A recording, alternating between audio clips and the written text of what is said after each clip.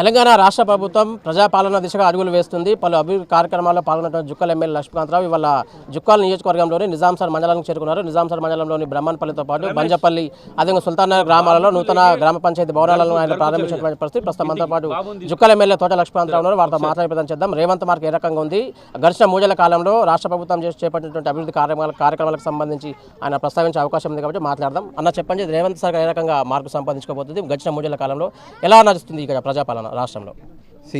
ఏ ప్రజాస్వామ్యమైన ప్రజలే ముఖ్యంగా ప్రజల వైపు నుంచి ప్రజలే మాకు ముఖ్యమైనటువంటి టార్గెట్గా మేము ముందుకు వెళ్తూ ఉన్నాము.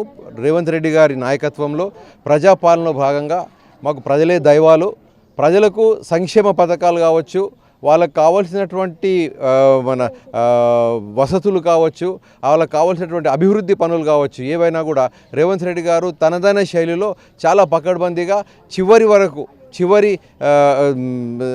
వ్యక్తి వరకు కూడా అన్ని అభివృద్ధి కార్యక్రమాలు వెళ్ళాలి, మరి అభివృద్ధి కార్యక్రమాలు అందరికీ చేరుకోవాలని చెప్పేసి ఉద్దేశంతో ప్రజాపాలన జరుగుతూ ఉంది. ఇప్పుడు ఈ 90 రోజుల ప్రజాపాలన కార్యక్రమంలో కూడా ఉన్నటువంటి ఏ సమస్యలైనా సత్వరంగా పరిష్కరించి ప్రతి డిపార్ట్మెంట్ని ఉత్తేజపరిచి ప్రజలకు దగ్గర అవ్వాలని చెప్పేసి ఉద్దేశంతో ప్రజాపాలన కొనసాగుతూ ఉన్నది.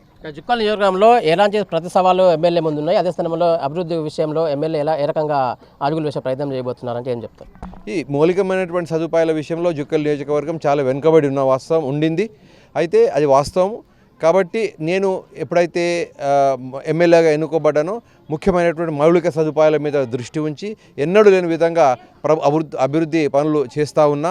అది రోడ్లు కావచ్చు, అది నీటి సౌకర్యాలు కావచ్చు, తాగునీరు కావచ్చు, వ్యవసాయ నీరు కావచ్చు, అదేవిధంగా రవాణా సౌకర్యం కావచ్చు, విద్య, వైద్యము, ఉపాధి, ఈ అన్ని అంశాల మీద దృష్టి పెట్టి జుక్కల్ నియోజకవర్గంలో ఎన్నడూ లేని విధంగా మేము నిధులు తీసుకురావడమే కాకుండా అభివృద్ధి పనులు కూడా సత్వరంగా కొనసాగిస్తూ ఉన్నాం. జుక్కల్ నియోజకవర్గం ఏర్పడిన నాటి నుంచి కూడా అత్యంత వెనుకబడిన ప్రాంతానికి పేరు మూటగట్టినటువంటి నేపథ్యంలో లక్ష్మీకాంతరావు హయాంలో జుక్కల్ అభివృద్ధి ఏ రకంగా సాగే అవకాశం ఉందంటే ఏం చెప్తారు ఎమ్మెల్యే? జుక్కల్ నియోజకవర్గ అభివృద్ధి విషయంలో మీరందరూ చూస్తూ ఉన్నారు. అది జుక్కల్ నియోజకవర్గం అనేది రాష్ట్ర స్థాయిలో ఒక ఆదర్శ నియోజకవర్గంగా నిలబడబోతూ ఉన్నది. ఆ దిశగా మనం అభివృద్ధి చేసుకుంటూ ముందుకు వెళ్తూ ఉన్నాము. జుక్కల్ నియోజకవర్గం ఇక మీద ఎవరు కూడా ఇది వెనుకబడ్డ నియోజకవర్గం అని చెప్పి ఆయనకి వీల్లేదు. ఆ విధంగా దీన్ని తీర్చిదిద్దుతా ప్రతి ఒక్కరికి కూడా కావాల్సినటువంటి వసతులు కావచ్చు, అదే చెప్పినట్టు మౌలిక సదుపాయాలు అన్నీ కల్పించడమే కాకుండా ఈ నియోజకవర్గాన్ని ఒక ఆదర్శ నియోజకవర్గంలో తీర్చిదిద్దడంలో ఎలాంటి సందేహం లేదు. జుక్కల్ నియోజకవర్గంలో అభివృద్ధి పరంగా కావచ్చు, అభివృద్ధి విషయానికి సంబంధించి గత పాలకుల వ్యవహారానికి సంబంధించి ప్రస్తుత పాలకుల ఈ వ్యవహారానికి సంబంధించి ఏం చెప్తారు ఒక నిర్వచనం? క్లియర్ అయిన చాలా స్పష్టమైనటువంటి తేడా కనబడుతూ ఉంది.